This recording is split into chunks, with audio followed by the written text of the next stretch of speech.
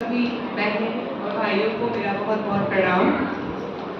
बहुत अच्छा लगता है। मैं गायत्री परिवार गुरुदेव इस समाज से बहुत दिनों से जुड़ी हूँ, बचपन से ही था।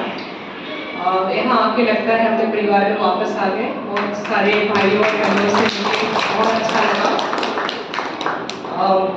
इससे पहले हमने आशा दीदी का प्रेरक इतनी सारी छोटी छोटी कहानियाँ सुनी, बहुत ही इंस्पायरिंग थी। एंड ये आज से हम बात कर रहे हैं लगभग 1960-61 की आप बातें कर रही थी, और आज का समाज हम देखते हैं तो आप सब दिख रहा था कि आप सब कितने चाव से उनकी कहानियाँ सुन रही थी। हम सबको कहीं ना कहीं वो छू गई और हम सबकी कहानी कहीं ना कहीं है वो। आज महिला दिवस के अवसर पे सबसे पहले ये मेरा बहुत बहुत सौभाग्य है, थैंक्स टू रीता दीदी टू हैव मी हियर। बहुत अच्छा लगा और अपने लोगों के बीच आकर, और महिला दिवस के अवसर पे मैं सभी लोगों को बहुत बहुत शुभकामनाएं देना चाहूँगी। पर कहीं पर एक चीज़ बहुत खटकती है कि क्यों महिला दिवस मनाना पड़ रहा है हमें, इसकी क्या ज़रूरत हो रही है समाज में अभी भी, और क्यों नहीं हम पुरुष दिवस मनाते हैं।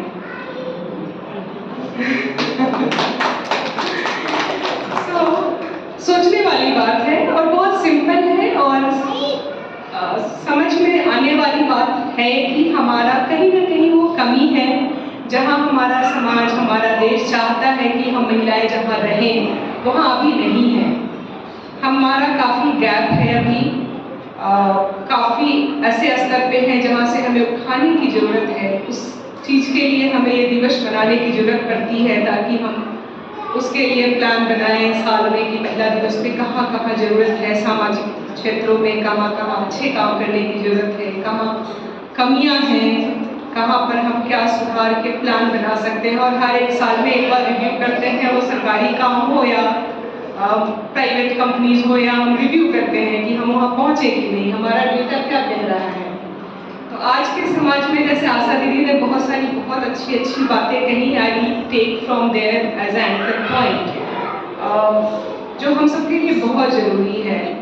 अगर आप देखें, आप सब बहनें हम यहाँ बैठे हैं और भाई लोग भी बैठे हैं। मैंने देखा शुरू में सारे भैया लोगों के क्वेश्चन सवाल ज़्यादा थे दीदी से, जो बहुत अच्छा लगा देख के। तो हम कहाँ हैं आज? पहले तो हम किसी भी चीज़ को अगर आगे बढ़ाना चाहते हैं उसके लिए हमें करेंट असेसमेंट करना होता है कि where we stand right now, and वहाँ से कहाँ जाना चाहते हैं। तो वो सब स्टैटिस्टिक्स, सांख्यिकी की बातें हैं जिसमें बहुत सारे लोग काम कर रहे हैं, but at the same time ये बहुत सारा मैसेज देता है हम लोगों को।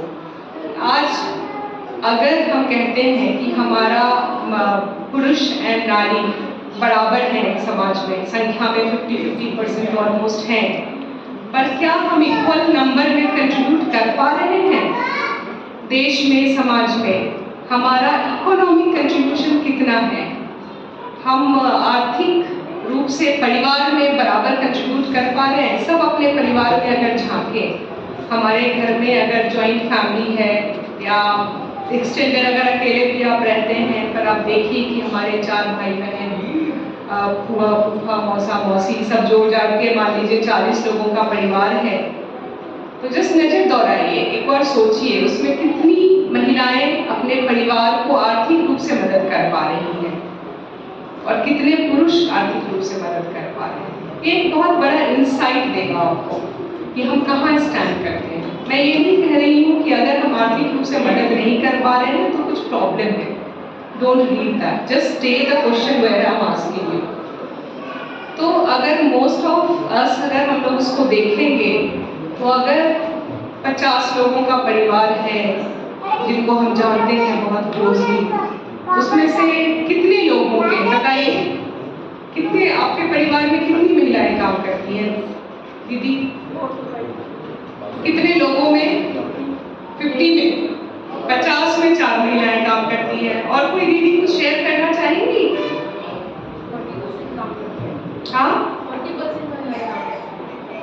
आपके 40 मतलब टोटल कितने लोग हैं? वेरी गुड, ये तो बहुत एनकरेजिंग नंबर है। और कोई दीदी? 40 में एक महिला काम करती है। और बताइए। अच्छा, यहाँ बैठी बहनें हम लोग, मैं जानना चाहूंगी कितने लोग अभी अपने परिवार में आर्थिक रूप से मदद कर पा रहे हैं? हाथ उठाएंगी? So still there are quite a few numbers, but इसमें कोई खराबी नहीं है। मैं दूसरा क्वेश्चन पूछूंगी, आप में से कितनी महिलाएं बहनें यहाँ चाहती हैं कि आप कंट्रीब्यूट करें? कितने को मन होता है कि मैं भी कुछ कमाऊं? हाथ दिखेगा? ऑनेस्टली एक बार उठाइए हाथ। ये बहुत ज्यादा नंबर ऑफ हाथ है। या पीछे मुड़ के एक बार देख लीजिए। मतलब हम लोगों में से बहुत सारे लोग चाहते हैं कि हम भी कंट्रीब्यूट करें, पर नहीं कर पा रहे हैं। क्यों? ये सोचने वाली बात है। एक चॉइस से नहीं काम करना, that comes from a power of freedom. That's बहुत बड़ी चीज है कि हम चॉइस से नहीं काम करें, उसमें कोई खराबी नहीं है। पर जैसे आपने कहा, एक दीदी ने यहाँ शेयर किया कि आप काम छोड़ के बैठी हैं, आपको बहुत मन होता है करने का। So that's you are operating from a powerless situation, not from a powerful situation. तो ये हमारी कहीं ना कहीं बहुत बड़ी जिम्मेदारी बनती है हम सब की, हम सब महिलाओं की। हम अपने आप को पावरफुल पोजीशन में लाए पहले कि हम जो चाहते हैं वो करें। हम जो चाहते हैं वो कैसे करेंगे?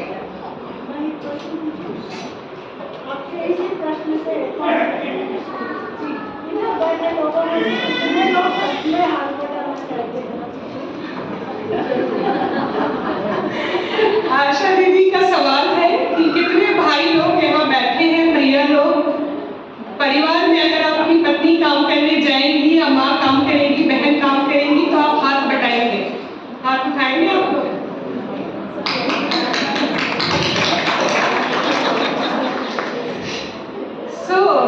आपके सवाल का जवाब मिला। सब चाहते हैं, एटलीस्ट करें या नहीं करें वो तो बाद की बात है, पर सबने हाथ उठाया है। तो ये सब समाज का चेंज है। हम श्योर है कि आज से 30 साल पहले सेम सवाल पूछते तो इतने भाइयों का हाथ नहीं उठता, क्योंकि वो पजल हो जाते कि हम कैसे करेंगे, हमें तो आता ही नहीं है रोटी बनाना, हम सब दाल कैसे चढ़ाएंगे, कुकर कैसे चढ़ाएंगे चावल डालने के लिए। और आज कम से कम हाथ उठा है। तो ये बहुत बड़ा चेंज है। और अगर आप देखेंगे कि मैं जो बात कर रही थी, पावरफुल पोजीशन में लाना अपने आप को बहुत बड़ी चीज़ है और उसके लिए बहुत मेहनत करनी पड़ती है। अपना कंफर्ट जोन में चले जाना, आप बुरा नहीं माने, आप एग्जाम्पल इसलिए दे रहे हैं कि ये मोटिवेट करेगा बाकी हम सबको, कि जैसे आप काम छोड़ के बैठ गए तो 2 बच्चे हैं, उनको कौन ध्यान रखेगा। नेचुरली मदर का कंपैशन एंड प्यार जो होता है, उसमें लगता है कहाँ काम करने जाए, बच्चों के पास बैठते हैं, उनको 2 बार खिला देंगे, 2 बार के बदले 4 बार खिला देंगे, उनके साथ बैठेंगे, मन लगेगा, अच्छा है, बच्चों को अपना फील होगा। तो ये कंफर्ट जोन की बात है। अगर हमको काम पे जाना है, हमने सोच लिया, तो हमें उनके लिए एक ऑल्टरनेट अरेंजमेंट करना पड़ेगा, प्ले होम खोजना पड़ेगा, या हमें अपनी मदर इन लॉ या मदर को परसुएट करना पड़ेगा। उसमें भी कोई खराबी नहीं है, क्योंकि हम अगर काम करेंगे तो हमारी जिम्मेदारी बनती है कि हम अपना सपोर्ट सिस्टम बना के रखें ताकि हमारा सब काम अच्छे से हो सके। उसमें रिश्तों का सामंजस्य बहुत ही बड़ा फैक्टर होता है, बहुत बहुत बड़ा। मैं थोड़ी सी बताती हूँ। मेरी शादी 2000 में हुई थी, मेरे 2 बच्चे हैं, आज दोनों 20 साल और 18 साल के हैं, दोनों ग्रेजुएट कॉलेज में पढ़ाई कर रहे हैं। मैंने कभी भी 3 महीने से ज़्यादा मैटरनिटी लीव नहीं लिया। क्यों? क्योंकि 3 महीने में मैटरनिटी लीव लिया तो बच्चे छोटे ही थे, तो उसके लिए सपोर्ट सिस्टम बनाना होता है। मैंने अपनी मदर इन लॉ से रिक्वेस्ट किया, thanks to my husband who is here sitting at the back, was a great support to me. हर कदम पे उन्होंने मेरा साथ दिया। और जब मदर इन लॉ घर आती हैं तो हम बहुत सारी चीज़ शेयर करती हैं। वो सास बहू की बहुत स्पाइसी कहानियाँ और बहुत सारी चीज़ है जो हमें पसंद नहीं आती है, बहू को सास की बहू की। तो हमें ये सोचना होता है उस समय कि हमारे लिए इम्पोर्टेंट क्या है, और प्रायोरिटी को बहुत फोकस रखना पड़ता है। अगर किचन में उनके ही पसंद की सब्जी बन गई, उससे कोई फर्क नहीं पड़ेगा। अगर बच्चों को उन्होंने अपने हिसाब से मालिश कर दी, मेरे हिसाब से नहीं की, उससे क्या फर्क पड़ता है, उन्होंने भी बच्चे पाले हैं। तो somewhere we have to let go and trust others and elderly people. वो बहुत इंपॉर्टेंट फैक्टर है कि हम किस चीज़ में घुसना चाहते हैं, छोटी छोटी उलझन को रचना चाहते हैं या बड़ा प्रॉब्लम सॉल्व करना चाहते हैं। That's is coming from the powerful position कि आपका सपोर्ट स्ट्रक्चर तभी तैयार होगा जब आप छोटी छोटी चीज़ों में उसमें नहीं उलझेंगे। आपकी मदर इन लॉ या मदर के साथ भी बहुत उलझन हो जाती है। मदर, उनको फ्रीडम होना चाहिए कि वो आपके साथ रह रहे हैं, अपने तरीके से रह सके, वो आपके तरीके से नहीं रहेंगे। तो वो छोटी छोटी चीज़ें हमें लेट गो करनी पड़ेगी और बड़े चीज़ पर फोकस करनी पड़ेगी, तभी कुछ क्रिएट होता है। और ये बहुत मेहनत का काम है, आसान काम नहीं है। एंड खुश रखना, उनको खुश रखना बहुत ही आसान होता है, छोटी छोटी चीज़ें। और हम उम्मीद करते हैं अरे हम थक के आए, हमें चाय बना के क्यों नहीं दिया उन्होंने, क्यों हम उम्मीद कर रहे हैं। अगर आज के समाज में आधुनिकता की परिभाषा भी बहुत सारी बदल गई है मेरे हिसाब से। हमने भी सब कुछ, जैसे वर्क लाइफ बैलेंस दीदी कह रही थी कि वर्क लाइफ बैलेंस ठीक है, एक ठीक है, वो मतलब मेरे हिसाब से भी वो एक चोचलाबाजी टाइप है, सब कोई करता है। जब मैं छोटी थी, हम लोग 3 भाई बहन थे, मेरी मदर टीचर थी, मैं मध्यम वर्गीय परिवार से आई हूँ। छोटा सा बैकग्राउंड दे देती हूँ सो दैट आप रिलेट कर सकें कि मैं क्या बात कर रही हूँ। तो मेरी मदर एक माध्यमिक स्कूल में टीचर थी और मेरे पिताजी बैंक में काम करते थे। पहले तो गाँव में बड़ी थी। तो जब मॉर्निंग स्कूल होता था तो उनको 6-7 बजे स्कूल जाना होता था। तो मुझे याद है मम्मी 3 बजे का अलार्म लगा के उठती थी और जल्दी जल्दी खाना सब कुछ बना के रख के किचन में जाके बोलती थी और मुझे उठा के सुबह कि सबको खाना दे देना, मेरे 2 भाई हैं, खाओ आके तुम लोग स्कूल चले जाना। तो मैंने वो स्ट्रगल देखा है कि अगर उनको कमिटमेंट था कुछ कंट्रीब्यूट करने का, तो ऐसा नहीं है कि वो सबको भूखा छोड़ के चली जाती, थोड़ा एक्स्ट्रा मेहनत करना पड़ता है। और अभी हम बोलते हैं कि हमारे भाई तो नहीं कर रहे हैं, पति तो नहीं कर रहे, नहीं कर रहे हैं तो कर लो थोड़ा एक्स्ट्रा, कि अपने घर में अपने लोगों को खाने देने के लिए हम बराबरी ढूंढते हैं। क्यों? ठीक है, उनको करना चाहिए, पर वो उनसे आना चाहिए। आप रिक्वेस्ट कर सकते हैं। हमें हर चीज में, छोटी छोटी चीज में उलझ के झगड़ के नहीं बनना है, हमें सामंजस्य बना के रखना है। क्योंकि क्या होता है कि अगर हम सोचेंगे कि हम घुट के जी रहे हैं, दुखी रहेंगे, मुझे कोई सपोर्ट नहीं कर रहा है, मेरी लड़ाई अकेले की लड़ाई है, तो ऐसे में क्या होगा, आप जहाँ जाएंगे दुख बांटेंगे। तो हम खुश रहें, ये हमारी जिम्मेदारी है। हमारे अंदर जो होता है हम वही बांटते हैं। तो हम खुश रहें, अपने आप को खुश रखना, एम्पावर्ड रखना बहुत जरूरी है बहनों, बहुत बहुत जरूरी है। और किसी की सेवा करने से, किसी के लिए एक टाइम का खाना एक्स्ट्रा बना देने से हमें खुशी ही मिलती है, आप ये मान के चलिए। और नहीं मिलती है तो उसको खुशी की तरफ से चेंज कीजिए, आप खुश होइए। हमारा जो गीता महाभारत जो भी कहानियाँ हैं, अगर आप कृष्ण की भगवद गीता पढ़ेंगे तो उसमें कहीं भी है सेवा भावना। अपने परिवार के लिए करने में क्या संकोच है, सबके अपने अपने नेचुरल बने हुए हैं। बच्चों को जैसे मान लीजिए हम बहुत अच्छे से नहला लेते हैं, हमारा नेचुरल है, उसी में कोई फादर भी है जो बहुत अच्छे से कर लेते हैं तो बहुत अच्छी बात, नहीं मन से कर रहे हैं तो आप ही कर लीजिए। और हम वो भी कर सकते हैं, भगवान ने हमें बहुत शक्ति दी है, ईश्वर की बहुत कृपा है हमारे ऊपर, हम सब कुछ बहुत अच्छे से मैनेज कर सकते हैं। उसमें घुट के मत कीजिए, सब कुछ खुशी से कीजिए, मैं बस यही बोलूँगी।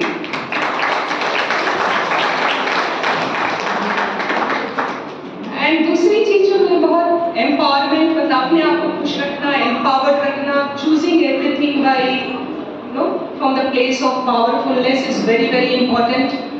अगर मैं सिंपल चीज़ कह रही हूँ, छोटी सी चीज़, हम लोग ऑफिस में बहुत दिनों से थक गए थे, तो इस फ्राइडे हमने सोचा, मैं और मेरे पति हस्बैंड अजय यहाँ बैठे हैं कि चलो हम लोग बाहर रिजॉर्ट चलते हैं। हम लोगों ने ईगल हिल बुक किया था मैसूर रोड में, पास में ही है, वहाँ चले गए। तभी हमने कहा अरे मुझे तो अपने परिवार जाना है, रीता दीदी ने बुलाया है, तो एक बार ख्याल आया कि बोल देती हूँ कि नहीं जाऊँगी। फिर मैंने कहा नहीं, उनको मैंने कमिट किया है, मैंने अपने पति से बोला, तो उन्होंने कहा ठीक है ना, वहाँ से चले जाएंगे, अगर करना है तो करना है, वहाँ से चले जाएंगे, वहाँ से आ जाएंगे, तो कैंसिल कर लो, जो पहले कमिट किया है वो बहुत इंपॉर्टेंट है। So finally what I am saying, you do actually, और उससे खुशी मिलती है। Then do what you want, but want what is right, that's very important. ये नहीं कि अब जाकर सिनेमा देखने का मन है तो मैं कहूँ रीता दीदी मैं नहीं आऊँगी, मुझे सिनेमा देखना है, इट्स नॉट राइट। सो वो बहुत इंपॉर्टेंट है कि हम क्या चूज कर रहे हैं लाइफ में, और बिलीव मी जो हम चूज करते हैं और जहाँ हम समय बिताते हैं हमको वही मिलता है। अगर हम जहाँ भी आज हैं हम सब, वो कहीं ना कहीं हमने चूज किया है।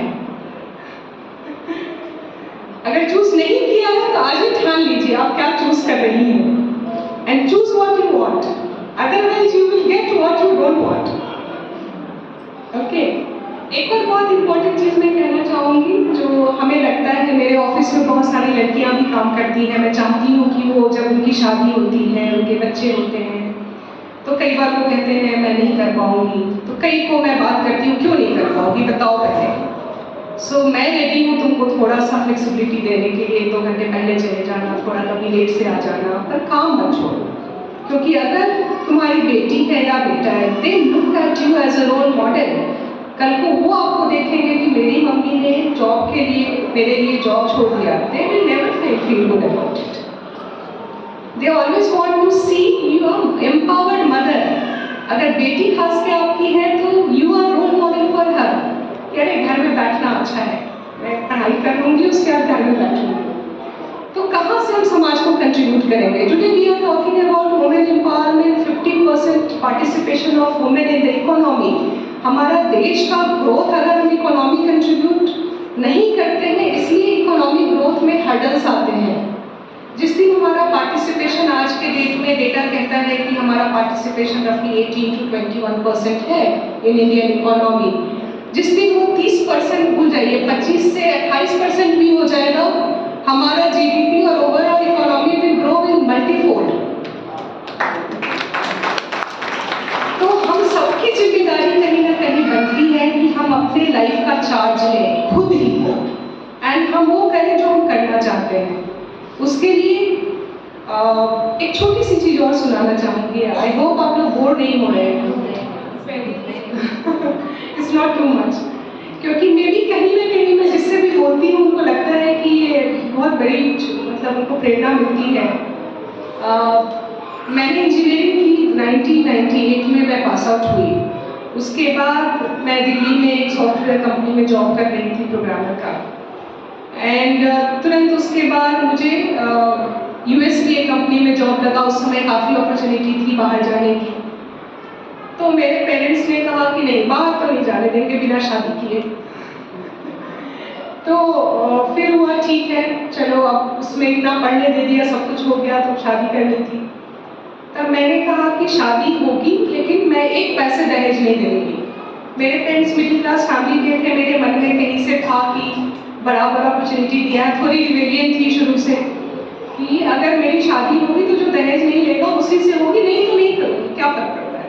मेरे पेरेंट्स बड़े परेशान थे कि भाई ऐसा थोड़ी होता है, दहेज तो शादी का खर्चा तो कम से कम, मैं बिहार की हूँ for the context setting, Bihar में शादी का खर्चा तो लड़की वाला देता ही है, वो तो बाय डिफॉल्ट है, दहेज ले या नहीं ले। मैंने कहा नहीं, खर्चा भी नहीं देना, उनके भी तो बेटी की शादी हो रही है, अपने बेटे की शादी में करें खर्चा, नहीं करेंगे तो मैं शादी नहीं करूँगी, ये 2000 की बात है। और मैंने ठान लिया। तो ऐसे होते होते 2-4 जगह आते रहे, मुझे प्रोफाइल में लग जाता था दिल्ली में कि तुम देखो कौन सा ठीक है। जब चूज होता था कि चलो मैच कर रहा है, शादी की बात होती थी, तो होता था कि भाई मेरा बेटा वहाँ से आ रहा है, उसका आने का खर्चा, दहेज, शादी में कम से कम 5-6 लाख तो खर्चा होगा ही, वो तो आप देंगे, मतलब ये सब बातें होती थी। तो मम्मी मुझे बता देती थी, मैं कि मुझे नहीं करना है। फिर अंत में जहाँ बात चल रही थी, मैंने कहा दहेज तो नहीं लेंगे, तो जो बैठे हैं अजय यहाँ पर बैठे हुए हैं यहीं पर, तो मैं आपको एम्बेरेस नहीं करना चाहती हूँ, लेकिन वो जिस बैकग्राउंड से थे, उनके घर में भी वो इकलौते इंजीनियर हैं, बाकी भाई सब घर में रह के, मतलब फार्मिंग फैमिली था। मेरे फादर इन लॉ इकोनॉमिक्स के प्रोफेसर थे, पढ़े लिखे थे, उस जमाने के बहुत अच्छे। फिर भी वहाँ पर दहेज का इतना प्रेशर था कि हमने तो सोचा था एक बेटे की शादी करेंगे, दहेज आएगा, गाड़ी आएंगी, हम सब अच्छे से शादी करेंगे, धूमधाम से मनाएंगे। जब ये मिलने आए मुझसे, मैंने कहा मई तो भाई एक पैसा अगर मेरे घर से आपके घर गया, शादी उस दिन टूट जाएगी, मैं शादी नहीं करूँगी। तो उन्होंने कहा ठीक है, वो जिम्मेदारी मैं लेता हूँ कि एक पैसा यहाँ से वहाँ नहीं जाएगा। और उन्होंने उस जिम्मेदारी को निभाया। और हमारे घर से एक पैसा भी मेरे घर से उस घर में शादी के खर्चे के नाम पे नहीं हुआ।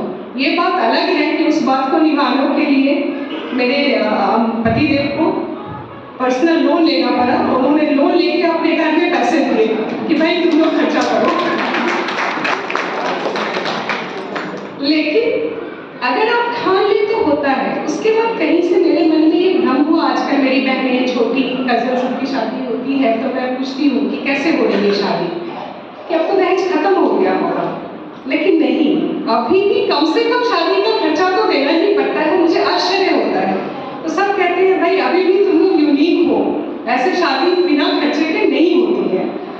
तो मैं बस ये कहना चाहती हूँ, आज से 20-22 साल पहले अगर मैंने ठान लिया तो ऐसा नहीं है। मुझे बहुत अच्छा जीवन साथी मिला और सब कुछ, अगर ठान ले तो सब कुछ हो सकता है। ये छोटी सी कहानी इसलिए बोल रही थी। दूसरी चीज़ है, बस लास्ट चीज़, कि हम कहाँ समय बिताते हैं वो बहुत इम्पोर्टेंट है।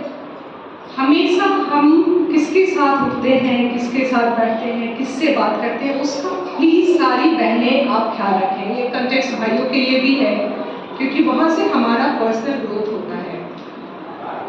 जो चीज़ हम करते हैं आप ध्यान देंगे कि अगर आप कुकिंग बहुत अच्छा कर रही हैं, कोई मतलब आपने कुकिंग बहुत प्रैक्टिस की है। अगर आप कढ़ाई, एम्ब्रॉयडरी या गाना अच्छा गा रही हैं तो आपने रियाज बहुत अच्छा किया है। तो जो काम आपने अच्छे से किया है वो काम आप अच्छा कर रही हैं। अच्छे लोगों के साथ बैठेंगे, अच्छे चर्चा करेंगे, वेद पे चर्चा करेंगे, गीता पे चर्चा करेंगे, गुरुदेव के ग्रंथों पे चर्चा करेंगे, तो हमें वो सीखने को मिलेगा। अगर हम बगल वाले नेबर की गॉसिप करेंगे, अपने बहू, जेठानी, देवरानी और सासू माँ की कहानियाँ सुनाएंगे, तो we will better in gossiping and we will teach our next generation the same thing. So please mind yourself now onwards. Request all the सारी बहनों को यहाँ पे कि आप देखिए कल से कि आप अपने 14-16 घंटे जो जगी रहती हैं, कहाँ समय बिताती हैं। आपका समय किस प्रोडक्टिव चीज़ में जाता है या अनप्रोडक्टिव चीज़ में जाता है।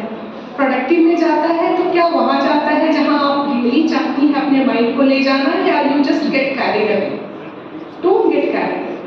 Plan your day, plan your thinking, what do you want, क्योंकि ये बहुत बड़ी चीज़ है। और तुलसीदास जी ने कह रखा है दैट बिन सत्संग विवेक न होई एंड गुरु कृपा बिना सुलभ न सोई। मतलब आप सब समझते हैं कि बिना सत्संग के विवेक नहीं आता है, और उसके लिए गुरु कृपा की बहुत बहुत जरूरत है, जो हम सब पे है। गुरुदेव की कृपा और गायत्री माँ की कृपा, हम सब उस मामले में बहुत बहुत सौभाग्यशाली हैं। इसी के साथ मैं अपना आज का खत्म करती हूँ। आप लोगों से बातचीत का सिलसिला बहुत अच्छा लगा। धन्यवाद।